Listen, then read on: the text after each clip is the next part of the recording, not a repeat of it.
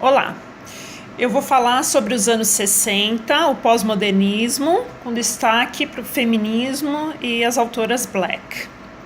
Bom, os anos 60 foram marcados por movimentos de revolta, principalmente dos jovens, e eles estavam revoltados contra as guerras que estavam acontecendo, como a Guerra do Vietnã.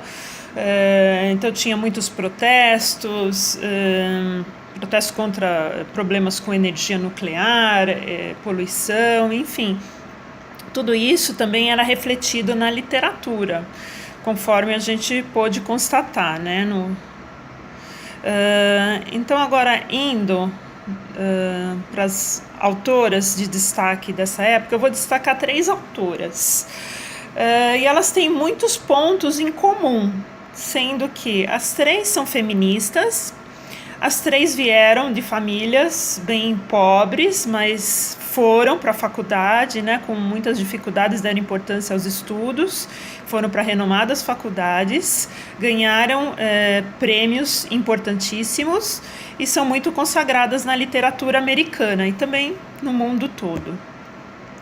Então, vou começar falando da primeira autora, que é a Maya Angelou.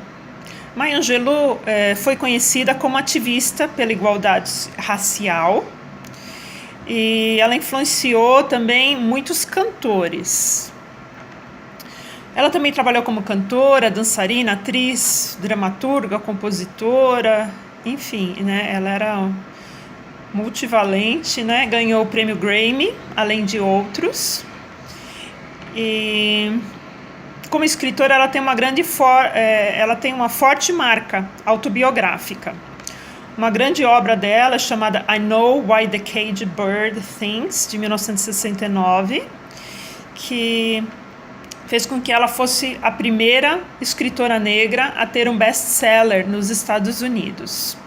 Em 2010, ela recebeu um prêmio do presidente Barack Obama, Presidential Medal of Freedom. E quando a condecorou, ele falou como essa autora foi de grande influência para sua família, dizendo: como performer, escritora, poeta, Maya Angelou encontrou a sua voz própria. É uma voz que falou a milhões, incluindo minha mãe, e esse é o motivo pelo qual a minha irmã recebeu o nome de Maya. Ela também foi escolhida por outro presidente americano, Bill Clinton, para ler em sua cerimônia de posse. Segunda escritora é a Toni Morrison, que nasceu em 1931 e expressa a vivência das negras norte-americanas ao longo dos séculos 19 e 20.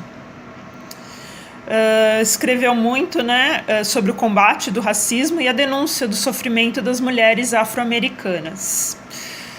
E, ao mesmo tempo que sua obra tem um caráter americano, também tem ela se torna universal, porque esses temas acabam se tornando universais, como o racismo, o feminismo, o sofrimento das mulheres. Ela recebeu muitos prêmios, incluindo o Prêmio Nobel de Literatura, que foi a única mulher negra a recebê-lo. Apesar de ela vir de uma família muito pobre, ela foi alfabetizada pelos pais e frequentou a faculdade de Harvard.